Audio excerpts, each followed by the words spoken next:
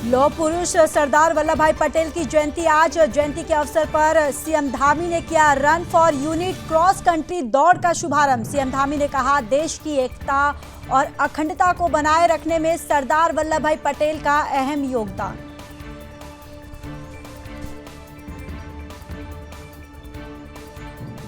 केदारनाथ विधानसभा उपचुनाव के लिए बीजेपी और कांग्रेस पूरी तरह तैयार। बीजेपी प्रत्याशी आशा नौटियाल और कांग्रेस प्रत्याशी मनोज रावत ने किया नामांकन। दोनों ही पार्टी कर रही है जीत का दावा। केदारनाथ उपचुनाव के लिए 20 नवंबर को होगा मतदान। एम्स की हेली एम्बुलेंस सेवा आज से शुरू होगी। पीएम मोदी आज 9वें आयुर्वेद दिवस पर करेंगे ऑनलाइन उद्घाटन।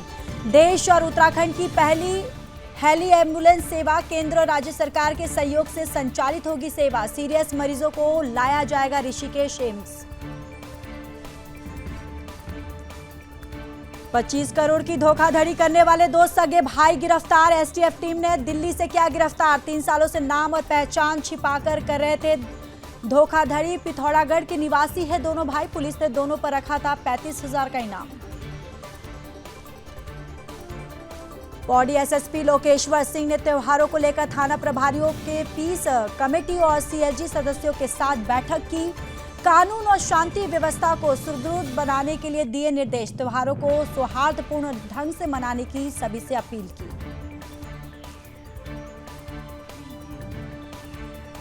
दीपावली को लेकर अलर्ट मोड पर वन विभाग। लालकुआ में उल्लू और लकड़ी तस्करी रोकने के लिए अलर्ट जारी। गश्त बढ़ाने और तस्करों की धरपकड़ के दिए निर्देश। पौड़ी पुलिस ने किया the Loni urban multi state credit society का भंडाफोड़। 92 करोड़ की धोखाधड़ी और 189 करोड़ के गबन का आरोप। 5 आरोपी गिरफ्तार, 2 महिलाएं भी शामिल।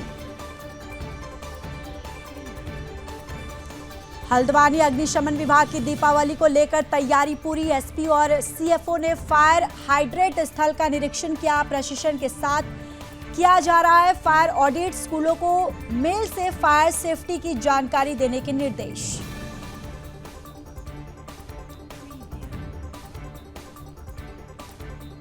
हरिद्वार में अवैध गैस रिफिलिंग पर खाद्य विभाग की दबिश। चेकिंग में 80 कमर्शियल सिलेंडर, 2 नोजल जब्त। 3 लोगों समेत भवन मालिक के खिलाफ कार्रवाई जारी। डीएम ने छापेमारी में शामिल खाद्य टीम की पीठ थपथपाई। सितारगंज में आबकारी टीम ने दी अवैध शराब निर्माण के अड्डे पर दबिश। 40 लीटर कच्ची शराब और 2200 किलोग्राम लहन नष्ट। टीम ने अवैध शराब निर्माण की 2 भट्टियों को नष्ट किया। शराब निर्माण करने वाले पर हो रही है सख्त कार्रवाई।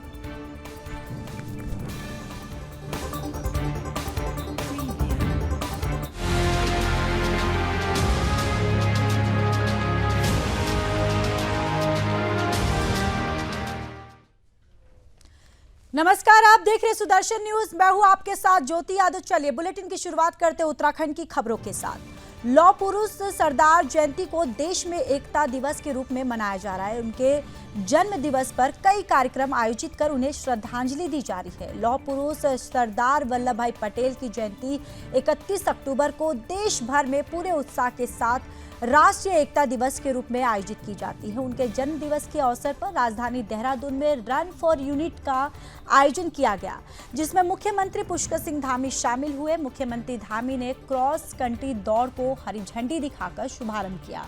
सीएम धामी ने कहा, पूरा देश महापुरुषों के जन्म दिवस को याद हमेशा रखता है और साथ ही उनके आदर्शों और सिद्धांतों के तहत आगे चलने की प्रेरणा लेता है।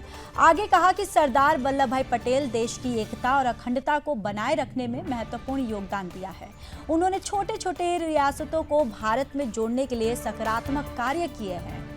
तो लौह पुरुष सरदार वल्लभ भाई पटेल की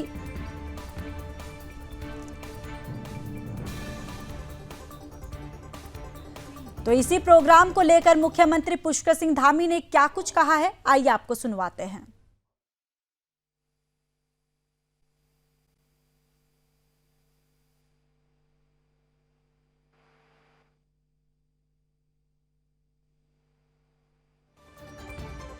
सरदार वल्लभ भाई पटेल की जयंती आज है, जहां मुख्यमंत्री पुष्कर सिंह धामी कर्तव्य होना चाहिए।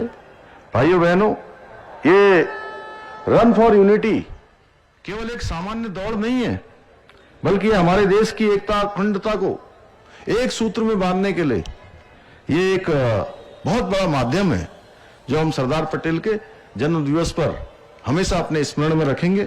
हमें ये दौड़ याद दिलाएगी कि चाहे हम किसी भी क्षेत्र के हों, किसी भाषा से हों, किसी संस्कृति से क्यों न हो, लेकिन उससे पहले हम सब भारतीय हैं और भारत की विविधता में एकता ही यही भारत की विशेषता है। यही एक आज बड़ी ताकत है। आज का आयोजन एक भारत श्रेष्ठ भारत की दिशा में एक महत्वपूर्ण कदम है और युवाओं को सशक्त बनाने और समाज में एकता को बढ़ावा देने का माध्यम बनेगा। तो आइए आज के इस अवसर पर हम सब रन फॉर यूनिटी में भाग लेकर ये संकल्प लें कि सरदार पटेल जी के आदर्शों को अपनाएंगे और अपने जीवन में एकता, अनुशासन और समर्पण के साथ नए भारत के निर्माण में अपना योगदान देंगे। हम अपनी जो भी हमारी जिम्मेदारियां हैं उन जिम्मेदारियों का, अपने दायित्वों का ईमानदारी पूर्वक, परिश्रम से, मेहनत से उसका निर्वहन करेंगे, उन दायित्वों को पूरा करेंगे।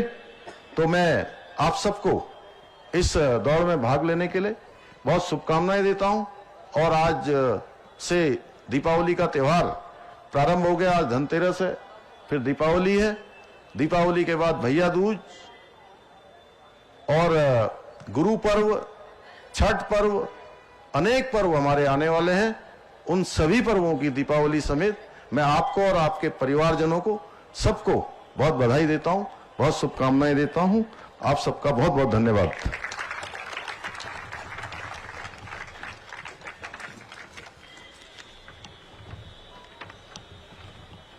माननीय प्रधानमंत्री जी के आह्वान पर, क्योंकि दीपावली आप जानते हैं, दीपावली का पर्व शुरू हो रहा है, तो आज 29 तारीख को सभी जगह मनाया जा रहा है रन फॉर यूनिटी। हमारे जो बच्चे स्पोर्ट्स से जुड़े हुए हैं और अन्य सभी के लिए ओपन है, क्योंकि रन फॉर यूनिटी है, एकता के लिए दौड़ है, तो बच्चे इसमें पार्टिसिपेट कर रहे हैं। 1000 के आसपास बच्चे हैं, क्योंकि कार्यक्रम हमें एकदम से शॉर्ट में हमने कराया है, फिर भी उसके बावजूद बच्चों ने इसमें अपनी सहभागिता दिखाई है। अच्छा कार्यक्रम रहा है। माननीय मुख्यमंत्री जी आए थे, हमारा सांसद महोदय, विधायक महोदय, सचिव महोदय और बाकी हमारे सारे बच्चे मीडिया की उपस्थिति में इसका प्रचार प्रसार।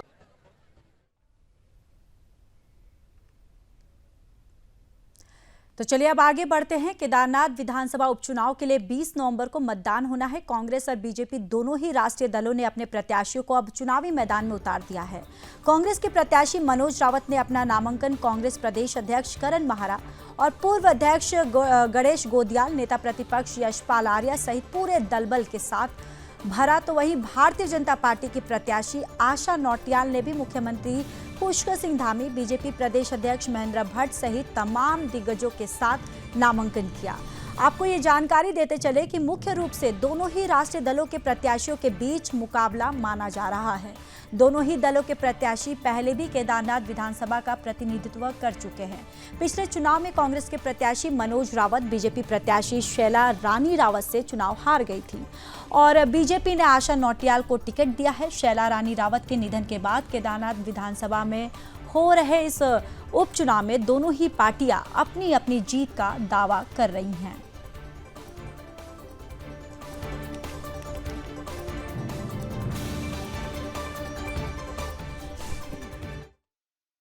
देखिए, कहीं से कहीं तक मुझे मनोज रावत जी और आशा नौटियाल जी के बीच में मुकाबला नहीं दिखाई पड़ रहा है। इसलिए क्योंकि मनोज रावत जी ने एक तरफ ना सिर्फ अपने आप को पत्रकारिता जगत में स्थापित किया है, एक निडर और साहसी पत्रकार के रूप में, बड़े से बड़ा सफेदपोश और बड़े से बड़ा आला अधिकारी, उसकी यदि भ्रष्टाचार की कोई खबर होती थी तो उस पर स्टोरी सबसे पहले मनोज रावत जी करते थे। उसके बाद 2017 में मोदी की सुनामी में जब 57 सीट भाजपा की आई तब मनोज रावत जी केदारनाथ से विधायक बनकर आए और फिर आगामी 5 सालों में जो उनकी परफॉर्मेंस रही, अपनी विधानसभा के हर एक ब्लॉक में एक पुस्तकालय खोलना और युवा पीढ़ी को बढ़ने के लिए और पढ़ने के लिए प्रेरित करना, पर्यटन के क्षेत्र में होम स्टेज पर अभूतपूर्व कार्य करना, मुनाल जैसे फेस्टिवल हर वर्ष आयोजित करना, और तो और सदन के अंदर अगर 5 साल के विधायक के रूप में उनका आप परफॉर्मेंस देखेंगे तो आप देखेंगे कि प्रदेश के जनहित और प्रदेश हित के मुद्दे यदि सबसे ज्यादा किसी ने उठाए तो वो मनोज रावत थे। देखिए, भारतीय जनता पार्टी ने अपने प्रत्याशी की घोषणा करी है और आशा नोटियाल जी पूर्व में भी वहाँ पे विधायक रह चुके हैं। क्षेत्र में और क्षेत्र की समस्याओं से और क्षेत्रवासियों से सबको संपूर्ण रूप से वो भली भांति पहचानती है। क्षेत्र की क्या समस्या है और क्षेत्र में कौन कौन लोग हैं और उनके लिए क्या आवश्यक है, और उन आवश्यकताओं को देखते हुए और उस परिचय के आधार पर और उनकी कार्यशैली, क्योंकि वो एक संघर्ष वाली महिला है और संघर्ष करती हैं, तो इसलिए मैं निश्चित तौर पर कह सकता हूँ कि आशा नोटियाल जी भारतीय जनता पार्टी प्रत्याशी वहाँ पे विजय होंगी। और चूँकि वर्तमान में जो केंद्र की और प्रदेश की डबल इंजन की सरकार जो विकास कार्य सब जगह कर रही है पूरे प्रदेश में, और पहाड़ में विकास दिखाई देने लगा है, लोग उस विकास को देखते हुए भी वोट कास्ट करेंगे। खबर पौड़ी से है, जहां पुलिस कप्तान लोकेश्वर सिंह ने जनपद के सभी थाना प्रभारियों को धनतेरस, दीपावली और भैया दूज को लेकर अपने अपने थाना क्षेत्र में कानून और शांति व्यवस्था को सुदृढ़ बनाने के लिए थाना क्षेत्र में पीस कमेटी सीएलजी मेंबरों की बैठक लेने के निर्देश दिए गए, जिसके तहत थाना रिखड़ी खाल और थानाध्यक्ष संतोष पैंथवाल ने सीएलजी मेंबर, गणमान्य व्यक्तियों और पीस कमेटी के साथ स्थानीय व्यापारियों की बैठक ली। इसी प्रकार से जनपद के अन्य थाना अध्यक्षों ने भी आगामी त्योहारों को देखते हुए थाना क्षेत्र में शांति और कानून व्यवस्था को लेकर बैठक करते हुए बातचीत की। आपको ये भी बताते चले कि आयोजित बैठकों में त्योहारों को हर्षोल्लास और सौहार्दपूर्ण ढंग से मनाने को लेकर सभी से अपील की गई है। रिखणी खाल थाने की आयोजित बैठक में व्यापार मंडल अध्यक्ष विक्रम सिंह रावत, दरबान सिंह रावत, अनिल मोहन सिंह बिष्ट, रेवत नेगी और अन्य व्यापारियों की मौजूदगी रही। दिवाली के त्योहार हैं जिसमें जितने भी हमारे कस्बे होते हैं वहाँ पे काफ़ी भीड़ भाड़ हो जाती है। बाहर से भी बहुत से लोग अपने घरों में आते हैं, गांव में आते हैं, और ट्रैफिक भी बढ़ता है और कस्बों में भीड़ भाड़ भी काफ़ी ज़्यादा मात्रा में बढ़ती है। इसलिए हम लोग ऐसी त्योहारी सीज़न में एक तो हमारी ट्रैफिक की डेवलपमेंट होती है उसको बढ़ा देते हैं, और जो भी लोग बाहर से आ रहे हैं उनकी चेकिंग ज़्यादा बढ़ा देते हैं, क्योंकि ऐसे सीज़न में घटनाएं होने की भी जो प्रोबेबिलिटी है वो बढ़ जाती है। और इस वर्ष भी हम लोग हर वर्ष की भांति जो है सभी पॉइंट्स पर, हमारे ज़िले के एंट्री एग्जिट पॉइंट्स पर, हमारे जो भीड़ भाड़ वाले कस्बे हैं मार्केट एरिया में, वहाँ पे हमारी तैनाती और बढ़ाएंगे। खबर लालकुआ से है, जहां तराई केंद्रीय वन प्रभाग रुद्रपुर डिवीजन ने दीपावली पर्व पर लालकुआ और उल्लुओं पर अन्य वन जीवों और लकड़ी तस्करी रोकने के लिए अलर्ट जारी कर दिया है। इसके लिए वन विभाग ने रात में गश्त बढ़ाने और तस्करी के मामलों में लिप्त आरोपियों की धरपकड़ के निर्देश जारी किए हैं। यहां रुद्रपुर के डिवीजन कार्यालय पर पत्रकारों को जानकारी देते हुए वन अधिकारी उमेश चंद्र तिवारी ने बताया कि दीपावली पर्व के अवसर पर जंगल में उल्लू और अन्य वन जीवों के साथ साथ लकड़ी तस्करी की जो अधिक संभावना बढ़ जाती है, जिसको देखते हुए डिवीजन की सभी रेंजों के वन क्षेत्राधिकारियों के साथ ही फील्ड कर्मियों को भी अलर्ट पर कर दिया गया है। उन्होंने कहा कि दीपावली पर उल्लू की तस्करी की अधिक संभावना बनी रहती है, जिसको देखते हुए रात गश्त को अधिक मजबूत करने के निर्देश दिए गए। उन्होंने कहा कि जंगल में गुप्तचरों को सतर्क कर दिया गया है। साथ ही उन्होंने निर्देश दिए हैं कि तस्करों की गतिविधियों के मद्देनजर निरंतर सक्रियता बनाए रखें। इसके अलावा उन्होंने कहा कि संदिग्ध व्यक्तियों पर निगरानी रखी जा रही है और उसके बारे में पूछताछ भी की जा रही है। उन्होंने कहा किसी भी तरह की तस्करी कतई बर्दाश्त नहीं की जाएगी।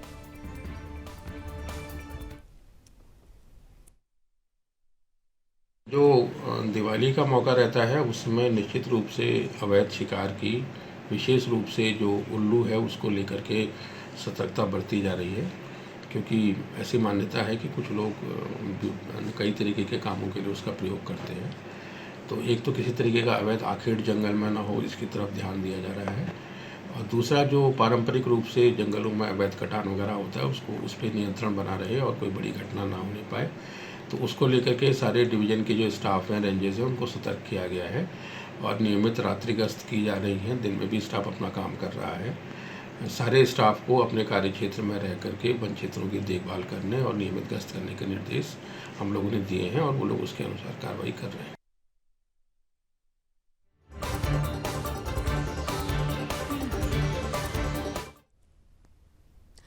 तो चलिए इस बीच रुक कर लेते एक बड़ी खबर की ओर, जहां करोड़ों की धोखाधड़ी करने वाले दो भाई को गिरफ्तार कर लिया गया है। दोनों पर 25 करोड़ की धोखाधड़ी का आरोप था।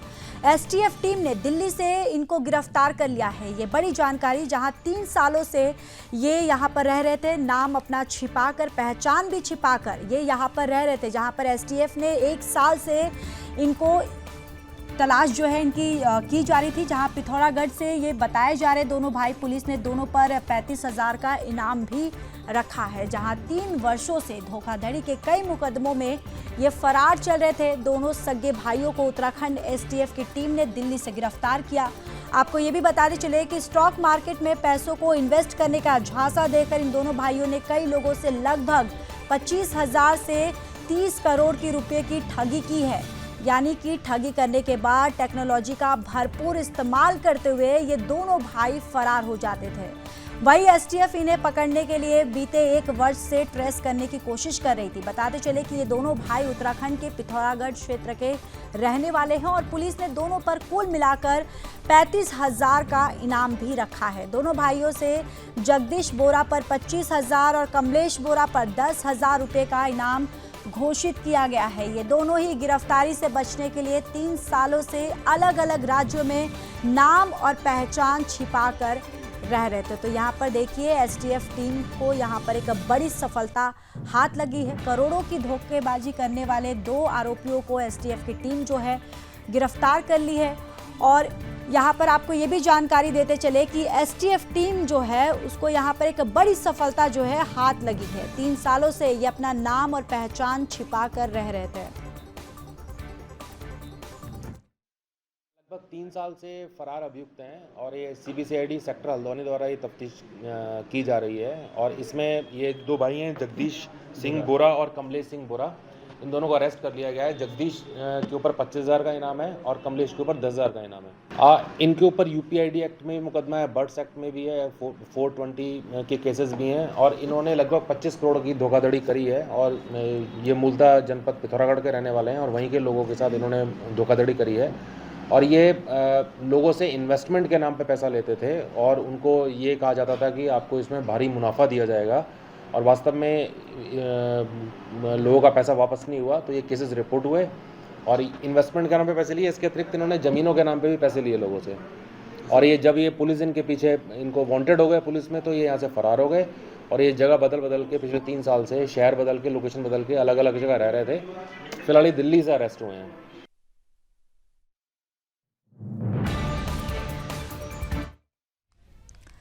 चलिए आगे बढ़ते हैं। खबर जनपद पौड़ी से है, जहां पुलिस ने 189 करोड़ का गबन और 92 करोड़ की धोखाधड़ी करने वाले 2 Loni urban multi state credit private society का भंडाफोड़ करते हुए 5 लोगों को गिरफ्तार कर लिया है, जिसमें 2 महिलाएं भी शामिल है। एसएसपी लोकेश्वर सिंह ने जानकारी देते हुए बताया कि कोटद्वार निवासी तृप्ति नेगी ने कोतवाली में सोसाइटी के खिलाफ मुकदमा दर्ज करवाया था। इस सोसाइटी ने उनसे पैसे भी ले लिए और कोई रसीद भी नहीं दी। पुलिस की जांच के दौरान प्रकाश में आया कि the Loni urban multi state credit society 6 राज्यों में भी काम कर रही है, जबकि उत्तराखंड में इसकी 35 शाखाएं हैं, जिसने सैकड़ों लोगों को चूना लगाया है। और इसकी मास्टरमाइंड जो है वो समीर अग्रवाल है, जो दुबई में बैठकर इसको संचालित कर रहा है।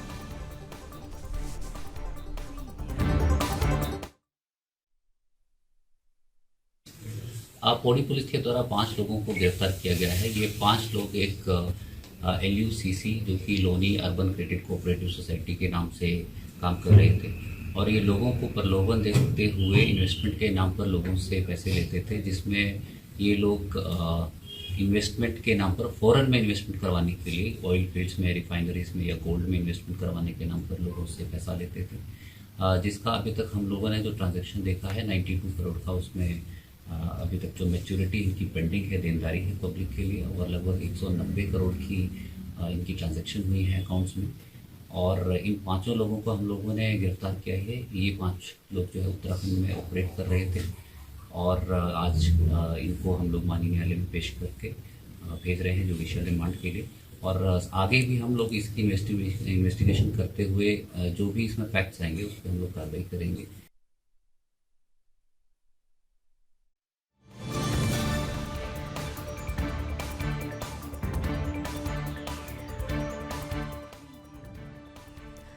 खबर उत्तरकाशी से है, जहां 10 मई को यमुनोत्री और गंगोत्री धाम के कपाट उद्घाटन के साथ शुरू हुआ चारधाम यात्रा सत्र अब अपने अंतिम चरण में है।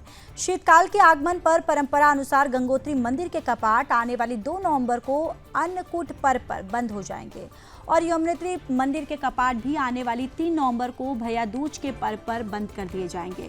शीतकाल में गंगा जी की उत्सव मूर्ति मुखवा गांव और यमुना जी की उत्सव मूर्ति खरसाली गांव में विराजमान रहेगी, जहां पर शीतकाल के दौरान श्रद्धालु जन पूजा अर्चना कर सकेंगे। चारधाम यात्रा के वर्तमान सत्र के अंतिम दौर में सर्दियों की आहट के बावजूद गंगोत्री और यमुनोत्री धाम में बड़ी संख्या में श्रद्धालुओं का आवागमन हो रहा है। इस यात्रा काल में अब तक इन दोनों धामों में पहुंचने वाले यात्रियों का आंकड़ा 15 लाख को पार कर गया है। अभी तक यमुनोत्री धाम में 7 लाख से अधिक और गंगोत्री धाम में 8 लाख से अधिक श्रद्धालुओं का पदार्पण हो चुका है।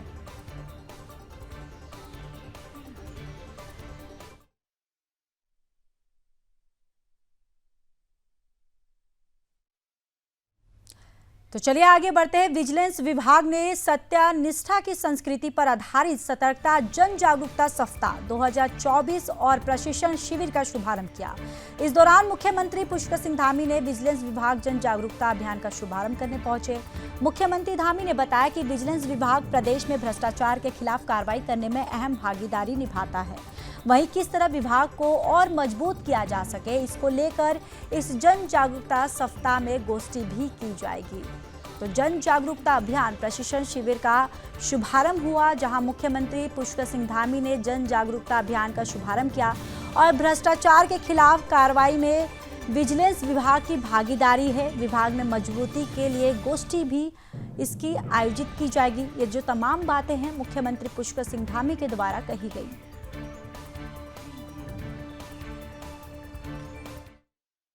विजिलेंस एक ऐसी संस्थान है जो कि व्यवस्था में अगर कहीं गड़बड़ी होती है, कहीं कोई भ्रष्टाचार की शिकायत होती है, उसको ख़त्म करने के लिए, उसके विरुद्ध कड़ी से कड़ी कार्रवाई करने के लिए ये एजेंसी बनी हुई है। जैसा माननीय मुख्यमंत्री जी की सोच है, जैसे इस सरकार की नीति है कि जीरो टॉलरेंस, हमें भ्रष्टाचार के खिलाफ जीरो टॉलरेंस की नीति है, तो हमारा ये जो सतर्कता अधिष्ठान है उसी नीति पे और उसी दृष्टिकोण से काम कर रहा है। पिछले 3 साल में काफ़ी अच्छी कार्रवाई की गई है सभी विभागों में जहाँ जहाँ इस तरह की शिकायतें मिली है। देखिए, ये इसके पीछे हेतु है कि राज्य के अंदर एक ऐसी व्यवस्था बने, ऐसी व्यवस्था प्रभावी हो जिसमें भ्रष्टाचार का कोई स्थान नहीं है। और हमारा ये पूरा संस्थान राज्य के अंदर हर जगह पारदर्शिता को स्थापित करने में अपनी महत्वपूर्ण भूमिका निभा रहा है। 66 ट्रैप के केस में इसमें 75 से ज़्यादा लोग जेल की सलाखों के पीछे गए हैं। इसको हम और प्रभावी बनाएंगे। राज्य के अंदर पूरी तरह से भ्रष्टाचार को समाप्त करने में जीरो टॉलरेंस की नीति के आधार पर पूरी पारदर्शिता के साथ काम हो, उसके लिए इसको सशक्त बनाने में हम लोग शासन की तरफ से भी हमने कहा है कि जो भी यहाँ पर इस ढांचे को और मजबूत करने के लिए आवश्यकता करें।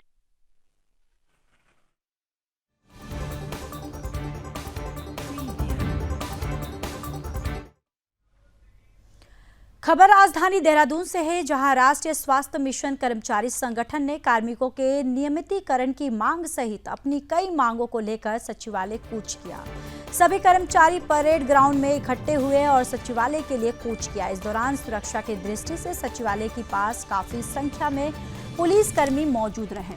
सचिवालय कूच कर रहे संविदा कर्मचारियों और पुलिस के बीच इस बीच तीखी नोकझोंक भी हुई। सचिवालय से कुछ दूर पहले ही संविदा कर्मचारी सड़क पर धरने पर बैठ गए। संविदा कर्मचारियों की मांग है कि आउटसोर्स से कार्यरत कर्मचारी नियत मानदेय पर तैनात है, जिनको वार्षिक वेतन वृद्धि और बीमा आदि लाभों से वंचित रखा गया है। उन्होंने बताया कि कर्मचारी लंबे समय से नियमितीकरण की मांग कर रहे हैं, लेकिन सरकार उनकी सुध नहीं ले रही है। तो राष्ट्रीय स्वास्थ्य मिशन संविदा संगठन का सचिवालय कूच किया है। कार्मिकों की नियमितीकरण मांग सहित कई और मांगे हैं जिसको लेकर कूच किया है और संविदा कर्मचारी और पुलिस के बीच इस दौरान नोकझोंक भी हुई है और धामी सरकार नहीं ले रही है कोई सूद। ये संविदा कर्मचारी जो है उन्होंने ये कहा है कि जो धामी सरकार है हमारी समस्या को कोई भी सूद नहीं लिया जा रहा, हमारी समस्याओं को सुना नहीं जा रहा है।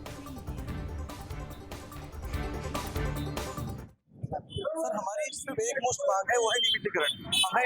यहाँ पे सभी राष्ट्रीय स्वास्थ्य मिशन NHM कर्मचारी यहाँ पर इकट्ठे हुए हैं परेड ग्राउंड पे, जो हम सचिवालय तक के लिए यहाँ से क्या करेंगे, एक आक्रोश रैली शांतिपूर्वक करने वाले हैं। सभी लोग यहाँ पर हेल्थ वर्कर्स हैं, डॉक्टर्स हैं, नर्सेज हैं और हमारे पैरामेडिकल स्टाफ हैं, टीबी यूनियन से हैं, सभी लोग हेल्थ वर्कर्स हैं जो यहाँ पर आज एकत्रित हुए हैं नियमितीकरण की मांग को लेकर। क्योंकि अगर आप देखेंगे सभी अन्य राज्यों में, जो अगर हम बात करें राजस्थान की, अगर हम बातें करें मणिपुर की, अगर हम बात करें हरियाणा की, सभी जगह नियमितीकरण हो रहा है।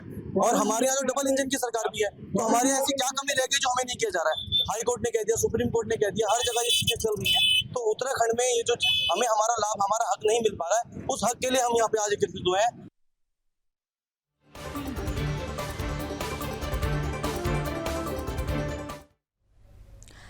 खबर हल्द्वानी से है, जहां शहर में दीपावली त्योहार को देखते हुए अग्निशमन विभाग लगातार अभियान चला रहा है, जिसको देखते हुए एसपी सिटी प्रकाश चंद्र ने सीएफओ गौरव कुमार के साथ सभी फायर हाइड्रेंट स्थल का निरीक्षण कर उन्हें चलवा कर देखा।